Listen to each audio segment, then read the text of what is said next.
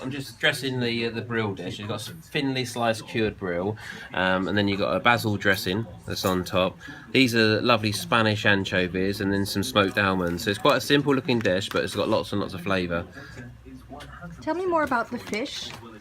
The fish brill is sort of like a cousin of turbot, and turbot's probably more popular you'll see in the restaurants in Dubai, but brill's a sustainable flat fish that can be anything from sort of 500 grams up to sort of 3 or 4 kilos. This is cut off of probably a 2 kilo fish, sort of midway, which I think is the best sort of size to buy it.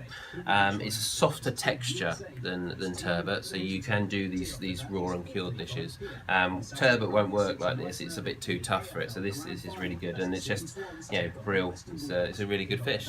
So this dish is a seared and raw yellowfin tuna from Sri Lanka. It's just been seared and sliced. You've got a roasted onion and rapeseed oil dressing, and then you've got some pickled carrots that have got some ginger in the pickling liquor as well. So balance of rawness, a bit of bitterness, a bit of sweetness, and then that lovely sort of ginger heat coming through as well. What's that? These are oysters, pickled oysters.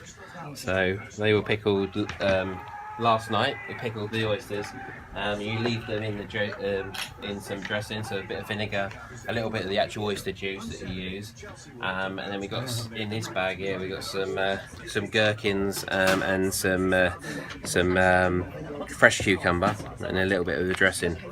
So it's a nice sort of pickled oyster dish opposed to being raw, but it serves cold as well. And then we've got some nice dill that we'll finish it off with as well, which is a lovely herb that works really well with fish. So when you were embarking as a chef, as a young chef, was it always fish, or was it when you worked with Rick Stein that really hooked your imagination? Yeah, it was with Rick, definitely, because when I was younger, I was the most finicky little boy ever.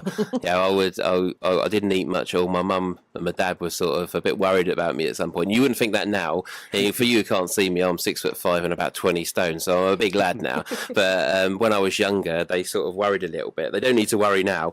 But no, it was working with Rick that sort of triggered it. I mean, I've always been fascinated by the fishing industry. I mean, when I was a kid, I loved sort of sea fishing. I loved going to the beach, you know, rock pooling and all that sort of stuff.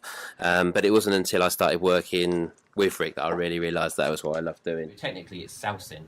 It's like the old sousing herrings type thing, yes. So it's like that with the oyster. So it firms it up, it loses that sort of rawness that sometimes put people off.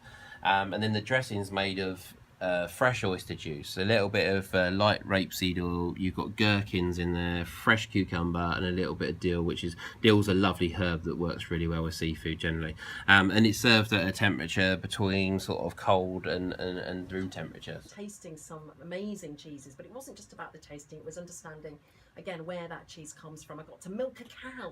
I'm a country girl, I grew up in the country, but I've never ever milked a cow. So I got to milk a cow and drink the milk straight from the cow. It was amazing. Obviously body temperature, fresh as you like. So we have the cheese board in front of us. You can tell it's kind of made from proper cows and proper milk.